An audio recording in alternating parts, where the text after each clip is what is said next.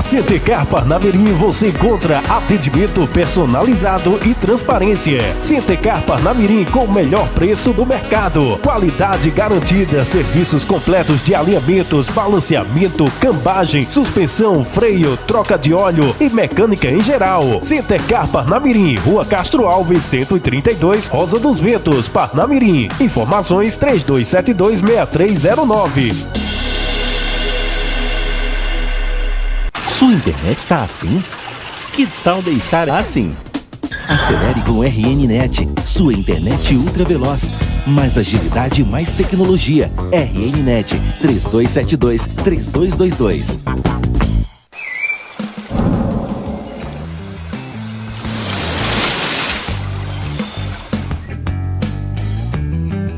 Olá, eu sou Alisson Holanda, produtor de cerveja artesanal e dono da cervejaria Holanda. Uma cervejaria que foi a primeira cervejaria artesanal do estado do Rio Grande do Norte.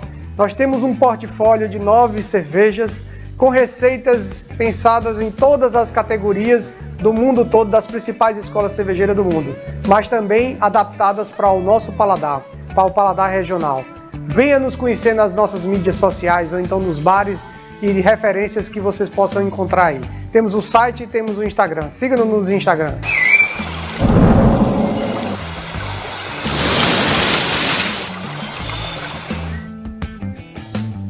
A cidade está muito mais colorida. São 5 lojas das Tintas Luxo espalhadas por Natal e Grande Natal. Tudo isso para te atender com os melhores produtos e preço de fábrica.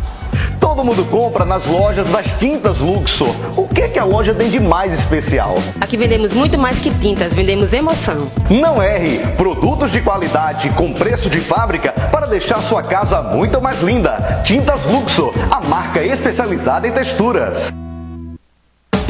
Majuí Condomínio Parque, no centro de Monte Alegre. Tudo o que você quer para comprar o seu lote agora. Sem entrada, sem intercalada, sem balão e sem burocracia. Lazer completo, portaria blindada e monitoramento 24 horas com plano de segurança Proteg. Tudo isso com mensais fixas de apenas R$ 548. E você, está esperando o quê? Majuí Condomínio Parque. Acesse vivermajuí.com.br. Chegou no RN Enereco, um novo conceito em energia renovável.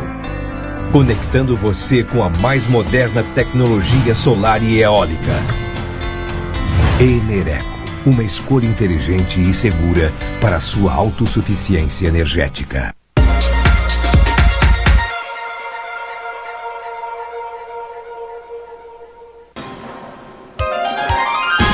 Atenção, emissoras de rádio e TV. A partir de agora, entramos em cadeia pela PNTV, com o Jornal Potiguar Notícias. Olá, você está no ar mais uma edição do Jornal Potiguar Notícias. Muitíssimo obrigado pela sua indispensável companhia. Aqui fala o jornalista Pinto Júnior e o Jornal Potiguar Notícias hoje vai fazer uma reflexão, debate sobre educação. Nós vamos trazer, claro, recomendar sempre as notícias do www.potiguarnoticias.com.br, mas vamos começar falando no programa de hoje de uma série que nós fizemos, em parceria com a professora jornalista Andresa Tavares, desenvolvemos junto ao Potiguar Notícia, Faculdade FAMEM, e foi daí nasceu um seminário internacional onde debateu questões relativas à mídia, questões relativas à educação, aos novos processos de ensino e aprendizagem. Esse debate nós faremos de hoje com a professora doutora Andresa Tavares. Antes, como sempre, a gente traz a palavra do padre Antônio Murilo de Paiva. Alô, padre Murilo, a palavra é sua. Olá, Pinto Júnior, estamos chegando, grande abraço para você, nossa saudação a todos e a todas que acompanham o Potiguar Notícias. Hoje, então, obedecendo aqui as cartas que a liturgia nos dá, temos um trecho da segunda carta de São Paulo aos Coríntios, então, capítulo 9, versículos do 6 a 10. Quem semeia pouco, colherá também pouco. E quem semeia com largueza, colherá também com largueza. Dê cada um conforme tiver decidido em seu coração, sem pesar nem constrangimento, pois Deus ama quem dá com alegria. Como é importante, então, beber nessa fonte de sabedoria, de inspiração para a vida, para a fé, para a luta, para a esperança dos ensinamentos, então, dos escritos de São Paulo. Mas é bom a gente dar uma aprofundada para poder ficar mais na essência. Podemos dizer que a teologia paulina, ela é constituída de 3 grupos de epístolas, de cartas. O primeiro grupo são as chamadas cartas do ministério, que elas são, então, as cartas, primeiro a Tessalonicenses, primeiro e segunda aos Coríntios, Gálatas e Romanos. São 5 cartas. Segundo grupo, as chamadas cartas da prisão. Então, nós temos, então, Filipenses, Filemon, Colossenses e Efésios, bem como a segunda aos Tessalonicenses. São cartas feitas na prisão. Esses 2 grupos, o primeiro e o segundo, se diz cartas autênticas, que foram escritas pelo próprio punho do Paulo. Mas tem o terceiro grupo, chamado grupo das cartas pastorais. Então nós temos Timóteo, temos primeiro a Timóteo, segundo a Timóteo e Tito. São cartas que se diz que São Paulo pediu a alguém para escrever, ou ele não escreveu a carta completa. São as chamadas cartas pastorais. São textos fenomenais. Os ensinamentos de Paulo servem para todo o tempo da história, de lá para cá, pela sua grande sabedoria, pela sua grande experiência com as coisas de Deus. Participou de 2 grandes religiões da história. Então, como judeu, era rabino de Antioquia, como nós já tratamos bastante desse tema nos dias dos textos do livro dos Atos dos Apóstolos. E agora, aqui não é mais a história, aqui é mais a teologia. E ele tem essa experiência fenomenal como judeu, praticante e como cristão. Sabemos todos a sua história. Então é um homem que tem muito a nos ensinar. E ele falando então da solidariedade que devemos ter, da misericórdia que devemos ter com os outros. Não significa só, digamos assim, a solidariedade não é uma ação do rico para o pobre. Não, a solidariedade é uma ação completa, é uma ação humanitária. Todo gesto humanitário que nós fazemos, que nós temos, a pessoa vale porque é pessoa humana, evitar o sofrimento, fazer a pessoa viver, defender a vida dos seres humanos, são questões profundas, humanitárias, e a grande promoção da vida é o grande gesto de solidariedade. Olha, Pito Júnior, grande abraço, por hoje é só. Amanhã prometemos voltar, se o bom Deus nos permitir. Muitíssimo obrigado, Padre Murilo de Paiva, pela sua participação aqui no Jornal Potiguar Notícias. O Padre Murilo de Paiva participa de segunda a sexta-feira com sua coluna Fé e Cidadania. E a partir de agora nós vamos começar a nossa conversa com a professora doutora, ela é professora do IFRN, a professora Andresa Tavares, que organizou mais recentemente o primeiro Fórum Internacional de Educação da Faculdade FAMEM, uma parceria com outras instituições. Parceria aqui com o Potiguar Notícias, a ideia surgiu a partir de uma série de entrevistas e reportagens que a professora Andresa Tavares passou a publicar no portal Potiguar Notícias acerca de como, durante a pandemia, está sendo trabalhado a questão da educação, a questão da educação à distância em outros países. E hoje você vai conhecer com a professora Andresa Tavares quais os países que nós interagimos, e daí surgiu uma ideia, junto com a Faculdade FAMEM, junto com a Cruz Vermelha, o Potiguar Notícias e outras instituições, o IFRN, e a professora Andresa Tavares coordenou esse primeiro Fórum Internacional de Educação à Distância. E é sobre isso que nós vamos conversar a partir de agora com a professora, que também é colunista do portal Potiguar Notícias, Andresa Tavares. Alô, professora Andresa, gostaria de saber eu gostaria de primeiro compartilhar com a senhora como é que surgiu essa ideia de fazer as reportagens e as entrevistas para o portal Potiguar Notícias a nível planetário. Eu vi matérias que a senhora fez a partir da Inglaterra, que fez a partir de Portugal, a partir da África, aqui também na América do Sul. Tudo bem com você? Seja bem-vinda. Isso mesmo. Obrigada, jornalista Pinto Júnior. Mais uma vez estamos aqui para trocar energia, socializar o nosso pensamento com o Complexo de Comunicação Potiguar Notícias. Eu gosto de chamar de complexo, Pinto, porque ao mesmo tempo que a gente está aqui falando pela PNTV, que é uma TV web, a gente também está em interface com a rádio, não é? Com muitas rádios, por sinal, eu que de vez em quando faço aí o ao vivo com Cefas, antes da pandemia, não é? A gente sabe que é um repertório de muito mais de 30, 40 rádios que a gente, quando vai ao Potiguar, faz interlocução, além de que, quando a gente fala aqui, de alguma forma se expressa lá no portal de notícias. Então, eu chamo de comunicação, complexo de comunicação por isso, porque esse movimento, né, o bico de se projetar a partir na perspectiva online, mas em diferentes canais de comunicação. Isso me faz muito feliz, porque significa dizer que quando a gente está aqui investindo tempo para conversar sobre as ideias no jornalismo, a gente está por diferentes caminhos, seja pela rádio, pelo portal, o texto escrito no portal de notícias, seja pela imagem da TV web, a gente está fazendo chegar as nossas ideias por diferentes canais para o máximo de pessoas possíveis, né?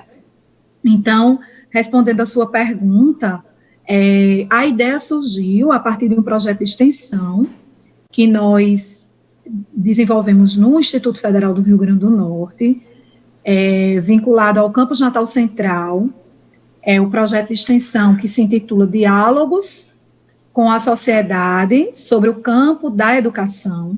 A ideia é um pouco fazer assim, transformar a escola em um espaço de capilaridade social, sem muros, sem divisórias em relação à sociedade.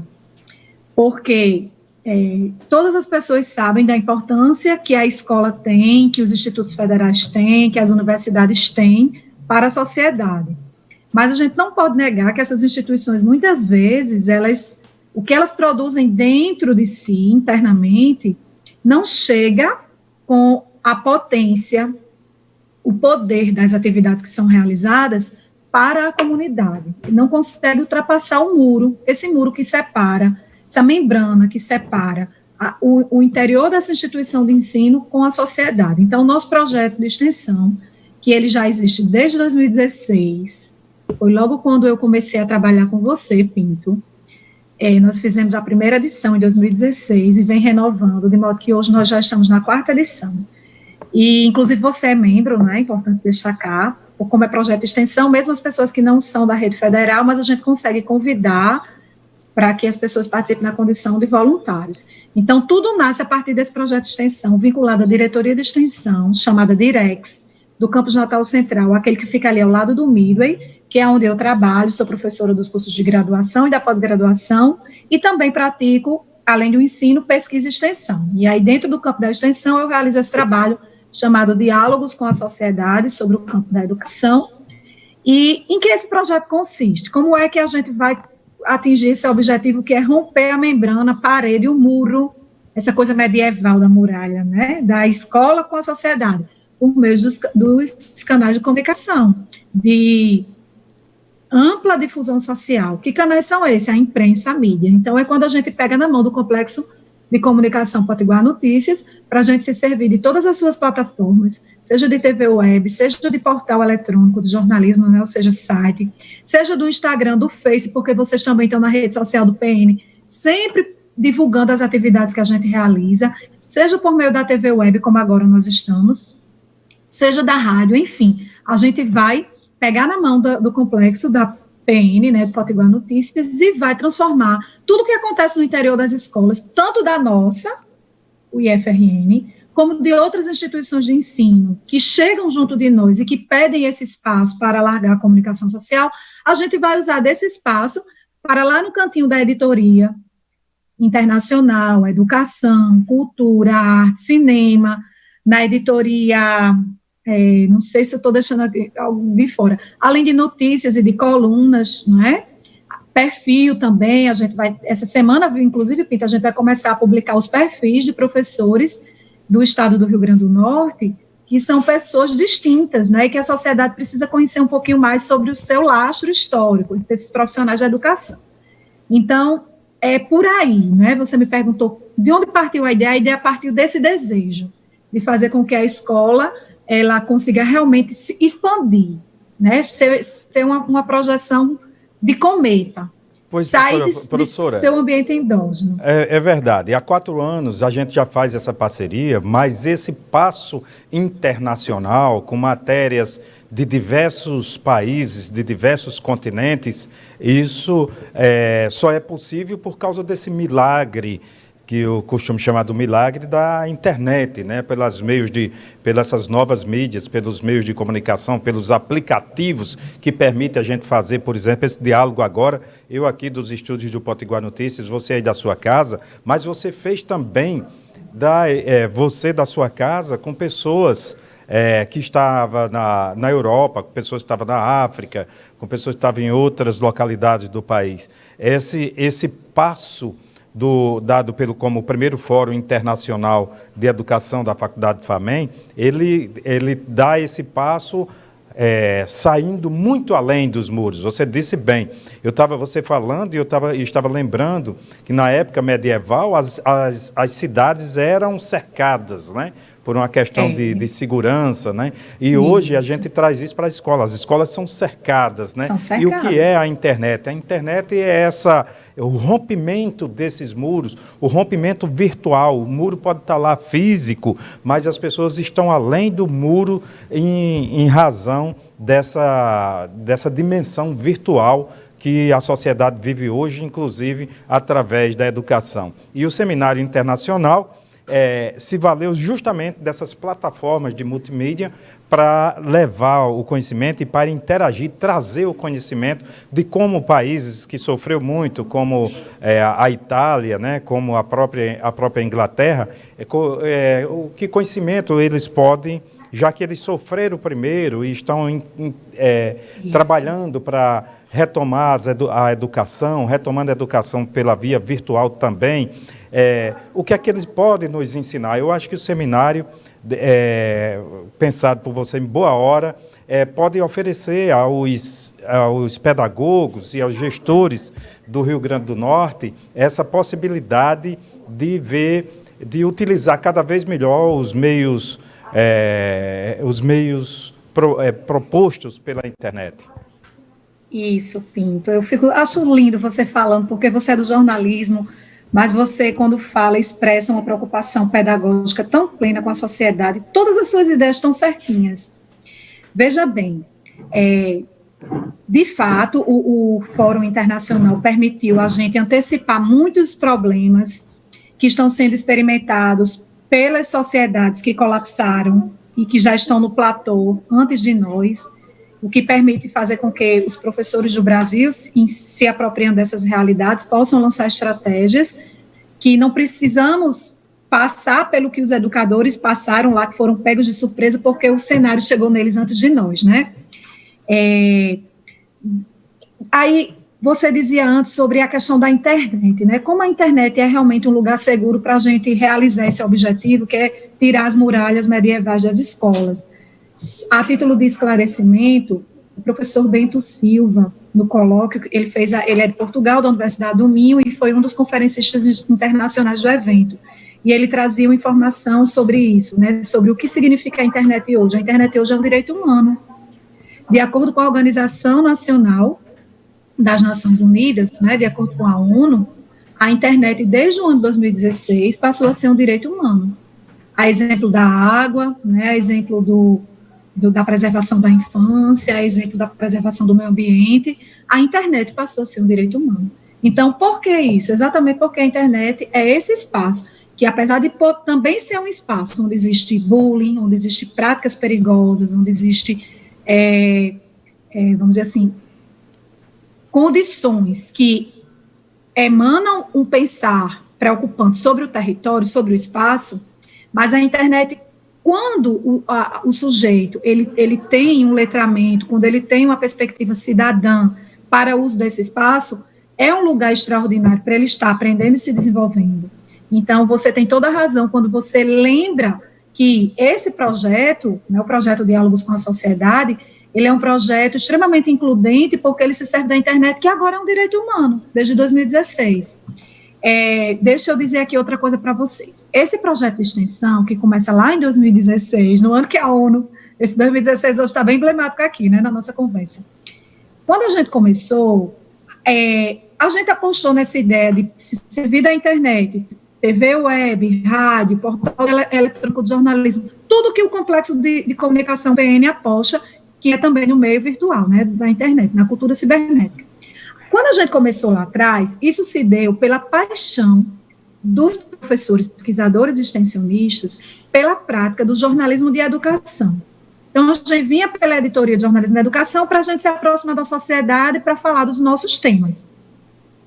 Ocorre que em março, ou melhor, em dezembro do ano passado, na cidade de Wuhan, China, a humanidade inicia o presenciamento de um novo cenário, um cenário pandêmico, que se alastrou rapidamente por todo o planeta e chegando no Brasil com forte impacto a partir do mês de março do ano de 2020. Quando chega no Brasil em 2020, o que é que a gente percebe na educação? Suspensão de aulas, isolamento social em muitas cidades e muitos locais. É uma decisão ainda mais fechada, não é, que é o lockdown. E diante desse cenário, como fica? As pessoas ficam sem escola? Não, as pessoas vão, a partir de então, pensar sobre a educação online. Só que nós, que já experimentávamos o projeto Diálogos com a Sociedade por meio do crivo da internet, para a gente foi tão natural essa passagem do presencial para o online, porque a gente já experimentava, a gente já sabia da riqueza que esse outro mundo, que é o da cultura cibernética, é possível deixar quando os profissionais são sérios, têm uma formação sólida e consistente, e que se serve desse espaço para dialogar sobre os conceitos da educação. Então, para nós, foi muito sereno, suave e tranquilo essa transição, porque a gente praticava, por meio do complexo de comunicação Potiguar Notícia, tudo aquilo que a nossa docência, a nossa pesquisa, nossas atividades extensionistas sinalizavam. É como se a gente tivesse sido um pouco visionário disso que a humanidade passou a viver de março para cá, no caso do Brasil, né, e no mundo todo de dezembro para cá, e de modo que a humanidade fosse passar para uma condição do novo normal, que seria o quê? Uma vida online. Então, como a gente já vinha com a prática desde 2006, onde a gente testou em rádio, a gente se testou em TV, a gente se testou em TV web, a gente testou a experiência de falar em educação, em portal eletrônico. Então, aí, diante dessa conjuntura, já que a gente aqui estava nessa vanguarda e já vinha fazendo essas coisas, a gente começou a convidar colegas que compõem a rede de pesquisa internacional que nós fazemos parte, né, lá em nosso grupo de pesquisa, e convidá-los para fazer parte desse projeto com a gente. E todos abraçaram a causa, exatamente porque não é fácil encontrar um complexo de comunicação como a PN, que é sensível à causa da educação. Então, eles ficaram apaixonados com essa possibilidade de publicar em jornalismo a realidade da educação, e nós tivemos uma adesão de mais de 40 países diferentes, que enviaram seus textos a partir de pesquisadores ou de professores de escola de educação básica, professores universitários, a maioria absoluta professores de universidade, mas a gente também teve a escuta de profissionais de educação básica de alguns países. E para a nossa alegria, né, essa forte adesão, que no primeiro momento foram entrevistas que a gente publicava no portal de jornalismo, ela virou um segundo desafio de atividades, que foi planejar esse fórum internacional. Quando a gente juntou muita informação, então a gente entendeu que estava pequeno esse, vamos dizer assim, o desdobramento da nossa ideia, ficar apenas em entrevistas no portal de jornalismo. Era preciso agora anunciar para o mundo, principalmente nesse momento em que as escolas estavam em recesso e estavam voltando à semestralidade do segundo bloco do ano, poderia vir a calhar como uma espécie de formação continuada para os professores. Então, a gente chamou o Fórum Internacional para a gente conversar sobre as entrevistas que foram realizadas no primeiro semestre, e foi um fórum que, para nossa surpresa positiva, teve um impacto gigantesco. Nós iniciamos no último dia 3, finalizamos no último dia 7, e em nenhum dos dias do fórum nós tivemos menos de 1.500 visualizações de pessoas, estudantes do Brasil e do mundo, conectados conosco, nesse sentido de compreender melhor a educação e também compreender melhor as entrevistas e saber o que é que as outras partes do mundo, como foram condicionadas e como superaram os problemas da educação online em tempo pandêmico, como o Brasil está fazendo e por aí vai. Professora, o que mais lhe chamou a atenção, dentre as práticas que estão sendo feitas na Europa, que estão sendo feitas na África e até em outros países aqui da América do Sul, o que a senhora poderia citar algumas das práticas, algumas das inovações no fazer educacional, no fazer da educação que esse fórum tenha trazido? Qual a contribuição que a senhora citaria assim, como a que vem primeiro à sua cabeça? Certo. Inclusive, Pinto Júnior, em breve a gente vai estar publicando, essa semana ainda, a gente vai estar publicando no portal de jornalismo uma notícia sobre o fórum, e a capa da notícia vai ser um mapa mundi, onde a gente puxa a setinha dizendo os países em que a gente ouviu e a gente começou a compreender essa realidade da educação online em tempo pandêmico, certo? Esse mapa foi construído também pelo professor, pesquisador, catedrático da Universidade do Minho, professor Bento Silva. Ele já me enviou o mapa, e agora falta só a gente terminar o texto, botar o ponto final e postar lá no jornal, para que todo mundo veja o tamanho. O único continente que a gente não conseguiu até agora levantar a realidade é a Oceania, mas ainda está em tempo, porque enquanto durar a pandemia, essa série, né, da educação online, cidadã, transformadora, ela vai continuar acontecendo. Então, vamos lá para alguns elementos que eu considero,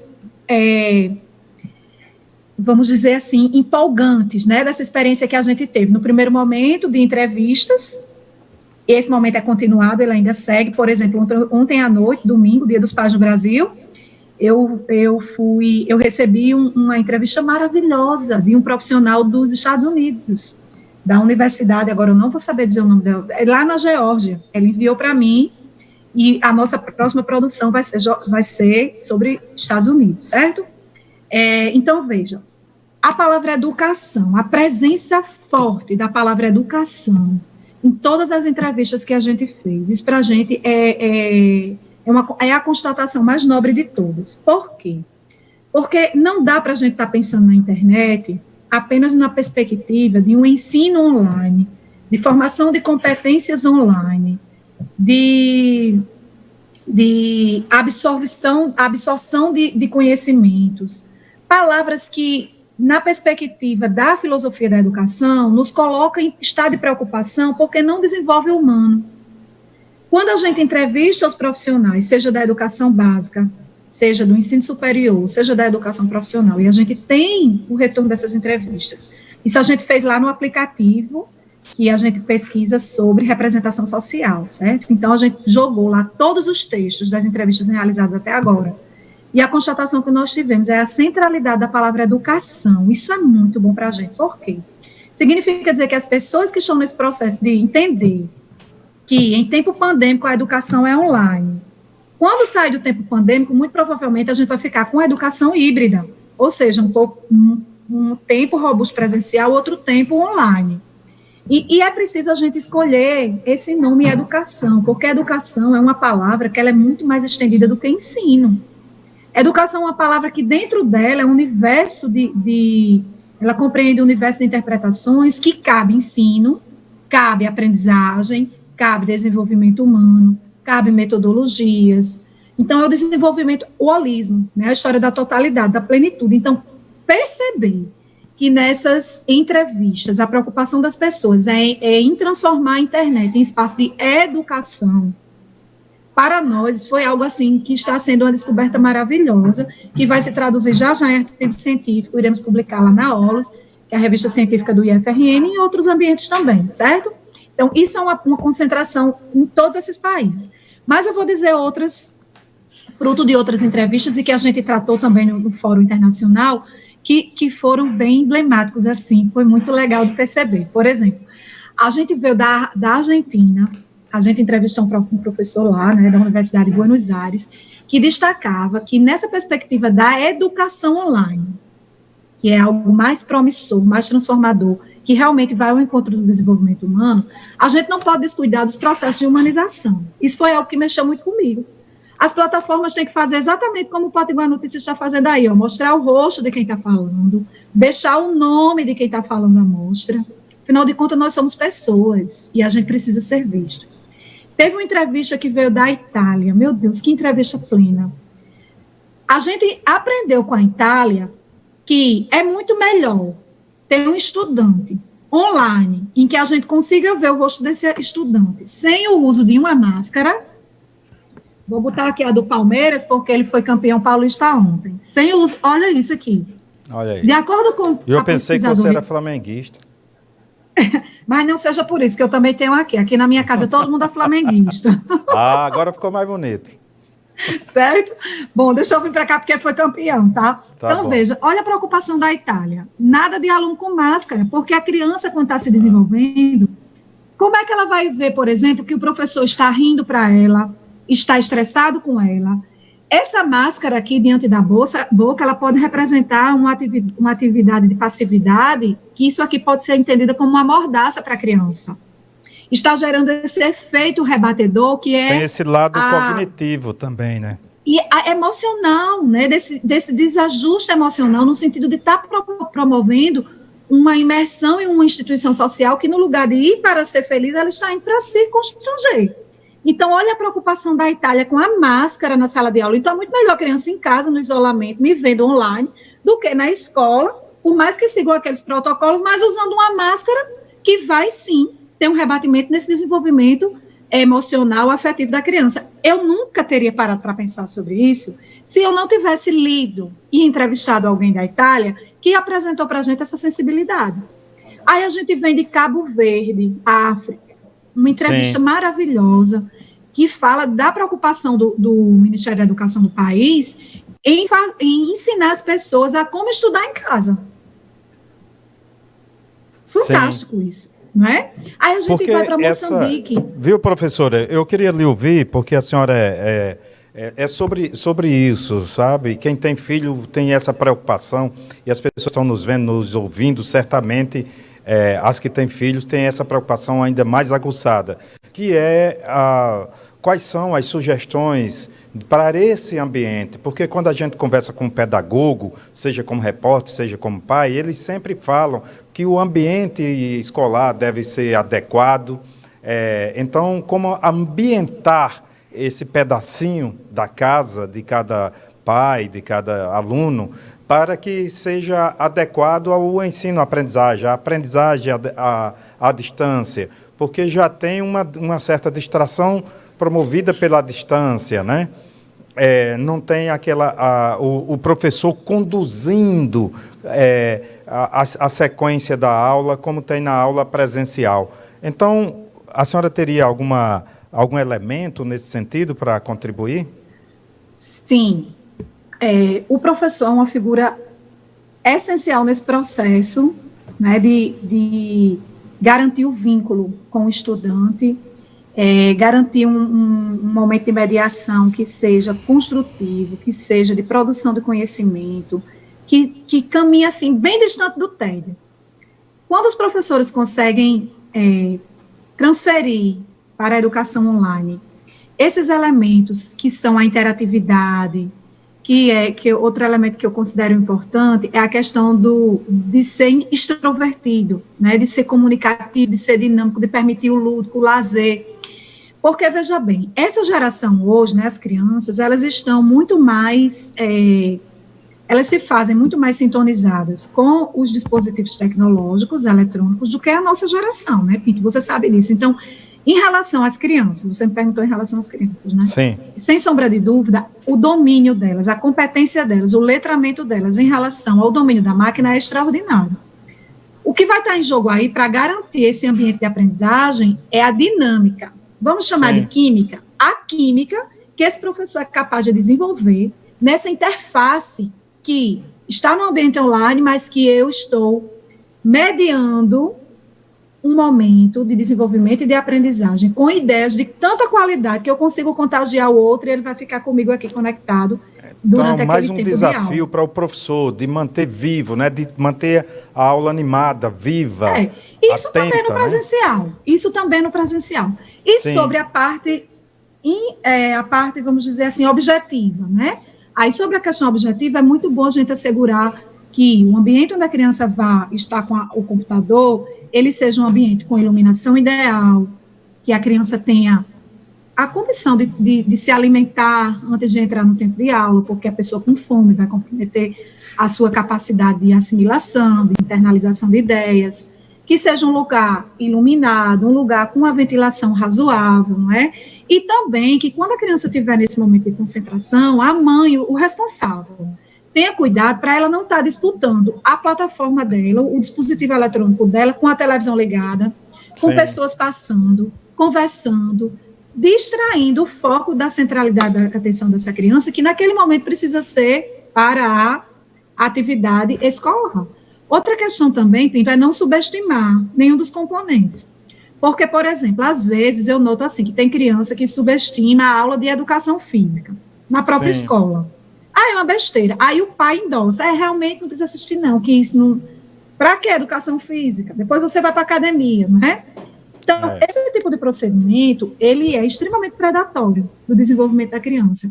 A criança precisa frequentar a aula de educação física. Se for escola religiosa, tem que participar do ensino religioso. Não existe um componente curricular mais importante que o outro. Não existe isso, porque eu estou em casa, agora eu vou fazer assim, eu só vou assistir com o menino aula de português e matemática, e ponto. O restante não tem importância. Não, isso não é para acontecer. Muito bacana você falar isso, já para as crianças, inclusive, porque no tempo da faculdade, no meu tempo, o pessoal falava, essa aqui é cadeira, essa aqui é tamborete, ou seja, dizia que aquelas cadeiras, ou seja, as disciplinas que não eram centrais, eram tamboretes, ou seja, era qualquer coisa, era ou optativa. Muitas vezes eu me interessava muito mais as disciplinas optativas do que pelas obrigatórias. Mas, no geral, as pessoas colocavam isso, que, essa é tamborete, tem uma importância menor. Na verdade, quando a grade curricular ela é constituída, ela leva em consideração, essa constituição leva em consideração muitos elementos e tem cada uma tem uma razão para ali estar. Não é isso, professora? O desenvolvimento holístico do sujeito. O profissional que desenvolveu aquela matriz curricular foi alguém que estudou muito, compreende muito sobre ciência da educação e que compõe o corpo técnico da escola e que formatou aquele currículo daquela forma. Então, quem é o pai, quem é a mãe, quem é o responsável, que muitas vezes não tem um curso de pedagogia, não tem um curso de licenciatura, para estar julgando se é necessário ou não é necessário determinado componente. Isso é uma atitude extremamente predatória do desenvolvimento das crianças. Então, isso não pode acontecer. E no mundo capitalista, onde a gente consome o tempo todo a informação, que é importante, é português, matemática, física, as próprias reformas curriculares estão aí também para atribuir mais importância a uns componentes curriculares em detrimento a outro, como essa última do ensino médio que saiu, que também assassina currículos, não é? Mas a gente está aqui para dizer que as nossas entrevistas e também a nossa experiência docente, não precisa ser do mundo online não, viu? Do presencial mesmo. Estão aqui para afirmar que desenvolvimento humano pleno e integral é aquele que as crianças experimentam diferentes mundos de conceitos. E essa plenitude de conceito que a escola coloca a criança em contato, ela deve ser preservada, respeitada e, junto com a pessoa responsável, conectada nessa aprendizagem, né? Quando o professor da educação física está lá no computador, se esforçando, levanta a mão, agacha, vai para a direita, vai para a esquerda, que de preferência esse adulto que está acompanhando a criança faça os mesmos movimentos para dizer, olha, é tão importante que eu também estou implicado nesse negócio do movimento. E vai. Então, isso é um outro cuidado que a gente também tem que ter, sabe, Pinto? Um outro aspecto é, enquanto família que está acompanhando a criança, evitar estar avaliando o professor que está na plataforma, está do outro lado da plataforma, fazendo juízo de valor, vamos dizer assim, se queixando do profissional da educação que está do outro lado, apontando uma ou outra falha, né, que esse profissional venha desenvolver. Se a internet cair, não ficar com aquela história, eu sei que isso não presta, isso não funciona, porque a internet caiu. Gente, quando a gente está na escola presencial, se faltar energia, a gente também tem que interromper a aula. A gente também interrompe, né? Então, se a gente está no presencial, no aula de laboratório de informática, a internet cai, a gente também não tem que interromper? Tem. Agora, em outro momento, a gente, quando a internet tiver, a gente vai efetuar a aula. Agora, você do lado da criança, aconteceu uma intercorrência dessa, aí você começa. Isso não presta. Eu estou jogando dinheiro fora, no caso das mensalidades privadas, da escola privada.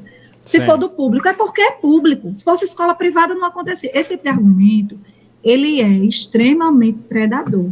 Ele não deve existir, ele não pode existir. Ele puxa para baixo, ele entristece, ele cria uma energia de pessimismo em relação àquele momento, que tem tudo para ser pleno. Eu lembro, inclusive, sabe, da palestra de abertura do Forfém, eu estava tão tensa no primeiro dia, eu fui a mediadora, e mesmo com essa experiência, desde 2006, me testando na internet, eu fiquei super tensa, porque eu via colapsando gente, entrando, 1.800 pessoas, minha barriga fria. Aí meu Deus, aí eu fiquei tensa, e teve uma hora que, para piorar a situação, a minha internet estava fraca na minha casa, onde eu estava mediando, e eu não tinha mais o retorno. Eu realmente fiz uma noite inteira de mediação sem ter o retorno da plataforma. Só no tipo assim, como se você jogasse uma partida de futebol com uma venda no olho. Pronto, mas deu certo, viu? Pela experiência, deu certo. Aí, deixa eu dizer, então é muito tensa. Aí a doutora Juliana, que foi a professora que fez a programação cultural de abertura, né? Ela é psicóloga, inclusive ela falou sobre o poder pedagógico da música, e que essa música pode ser consultada na internet. Então, ela teve um momento que ela disse assim, olha, gente, a gente está percebendo que a professora Andresa está com dificuldade, né, no acesso dela. Eu também aqui estou com uma certa dificuldade, não estou conseguindo colocar de primeira aqui a partilha do meu slide. Mas eu quero dizer uma coisa para vocês, tudo isso é normal. Eu preciso de um segundinho aqui para eu colocar o meu slide, eu vou conseguir colocar, eu só preciso que vocês aguardem um pouquinho. No chat aí, pode baixar, quem não está vendo que está demorando, parem com isso, que isso é normal. Eu vou colocar, eu vou falar tudo que eu tenho para falar, e a gente vai aprender, e no final, seremos felizes para sempre. Pronto. Quando Juliana fez essa fala, que é essa fala de que não saia achando que vai dar errado, que está tudo perdido, porque é novo, mas não vamos julgar antes, não vamos sofrer com antecedência, vamos aguardar, vai funcionar. Todo mundo respirou fundo, inspirou, a adrenalina baixou, foi para o lugarzinho dela e fluiu, tudo fluiu, né? Então, esse comportamento maduro, equilibrado emocionalmente, ele também é muito importante para essa interface aí que você está colocando, né? Do êxito do ambiente de aprendizagem. Professora, tem um tema muito bacana ouvir você falar, mas tem um tema dentro dessa questão do global, e foi cunhado um termo com a palavra nova, né? Porque as novas tecnologias também estão trazendo a ideia de formar novas palavras, né? Glocalizar, não é? Que é o ser global e ser local ao mesmo tempo. É uma das palavras que está sendo discutidas nesses fóruns foi discutida nesse fórum internacional de educação. Aí eu queria que você comentasse acerca dessa questão do localizar. É uma oportunidade de você valorizar o local, mas também sem desprezar o conhecimento global, né, de outras localidades. E sai daquela coisa mais da globalização, que era meio fast food, né? A globalização é um elemento que servia para tudo, né? O localizar é mais ou menos a ideia na contramão da globalização, ou eu estou entendendo de forma inadequada? Não seria na contramão da globalização, mas seria no aspecto positivo da ideia que a globalização possui, com a subtração do aspecto negativo, fica o aspecto positivo da lógica da globalização, subtrai o aspecto negativo da sua lógica, que é o perverso do capitalismo, e se une à ideia da partilha planetária de culturas, se une à ideia do local, da localização. Ou seja, é você globalizar sem massificar, né? Sem aquela ideia da massificação, né? Exatamente, valorizando as realidades locais, isso, então, aprendendo com as outras realidades culturais, mas também tendo a oportunidade de expressar a sua identidade cultural local. Essa sua pergunta foi muito importante, porque o Fórum Internacional que a gente realizou, né, de 3 a 7, nós nomeamos o nome do fórum, a temática do fórum foi Diálogos sobre Educação, Internet e Mídias, Glocalizar na Cibercultura. Aí esse nome Glocalizar que você está perguntando agora apareceu lá no tema do evento. Então, a gente recebeu muitas, quando a programação soltou no site do evento, a gente começou a receber muitos e-mails de pessoas, e no chat mesmo do site, né? Tipo assim, vocês escreveram a palavra errada, é globalizar, aí a gente ia explicar. Então, depois da 10ª observação, eu disse assim, não, a gente precisa ir para o Potiguar Notícias, escrever um texto explicando o que é glocalização, porque quando a pessoa mandar a inquietação dela para nós, a gente não só explica, não, o nome é esse mesmo, segue um texto de inclusive foi o professor Bento Silva, né, quem foi a pessoa que fundamentou essa argumentação nossa sobre a ideia de localização, segue o link de um texto que coloca você em acesso a uma explicação mais sofisticada sobre o que significa localizar. Olha como o Potiguar Notícias é pedagógico, né? A gente fez esse movimento e deu muito certo. E no evento a gente voltou a essa interpretação várias vezes, foi muito positivo, e com o link lá do Potiguar Notícias, pronto. Quem for no Google e jogar lá, glocalizar Potiguar Notícias, vai encontrar o Fórum Internacional da Educação, glocalização e Potiguar Notícias, vai encontrar facinho a esse texto que eu estou me referindo aqui, onde a gente explica de uma forma mais científica, mas muito didática, porque o jornalismo tem que ser didático, né? O que significa essa expressão cunhada para exatamente extrair o sentido perverso do capitalismo que está presente no termo globalização. Exatamente, a questão da globalização, ela não leva em consideração esses valores locais, né? Não leva, muitas vezes, a cultura local, ela era deixada de lado, né? Com esse novo tema, glocalizar, significa você juntar, né, esses dois valores, os valores globais, universais, com os valores locais. Eu achei isso muito bacana.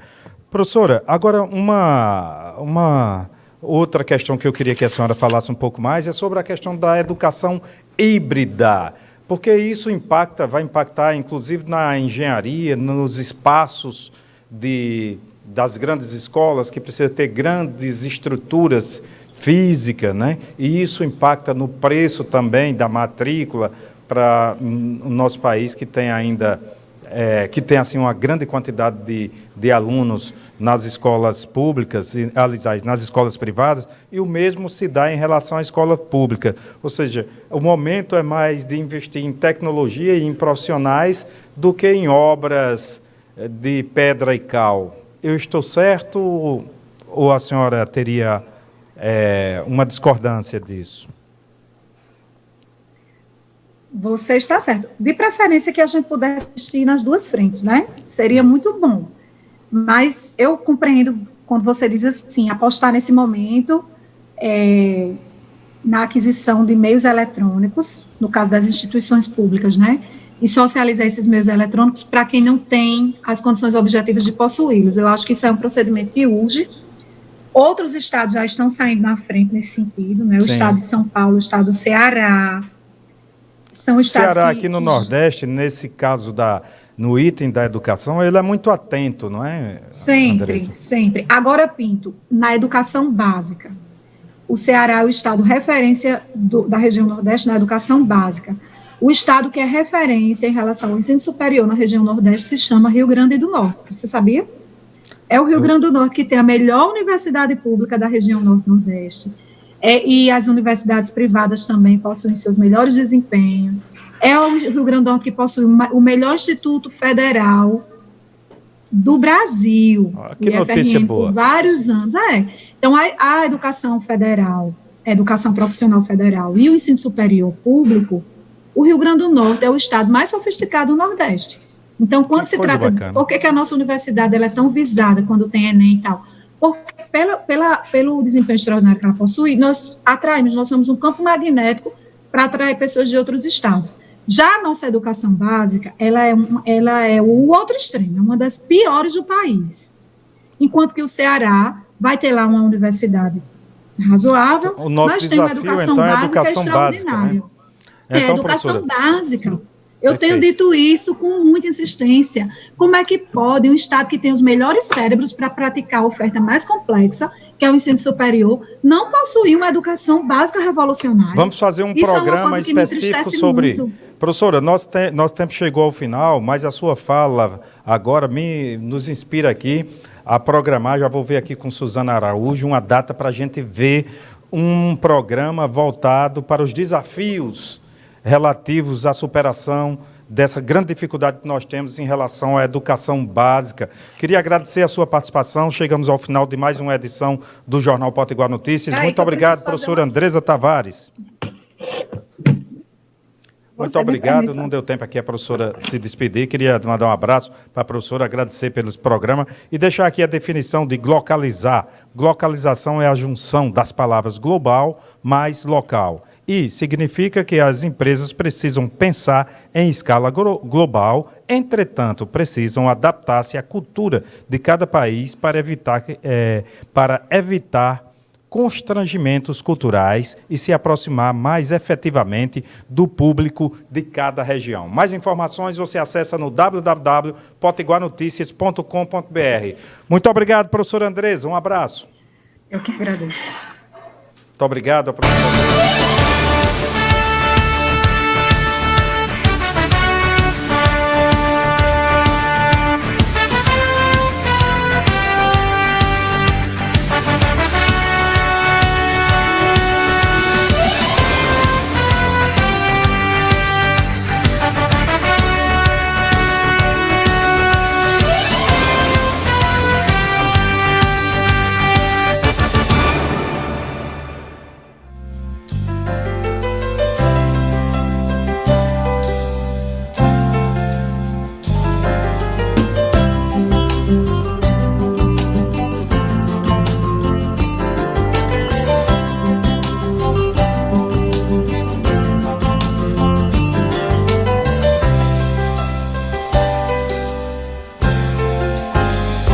Na Centecar Parnamirim você encontra atendimento personalizado e transparência. Centecar Parnamirim com o melhor preço do mercado. Qualidade garantida, serviços completos de alinhamentos, balanceamento, cambagem, suspensão, freio, troca de óleo e mecânica em geral. Centecar Parnamirim, Rua Castro Alves, 132, Rosa dos Ventos, Parnamirim. Informações 3272-6309.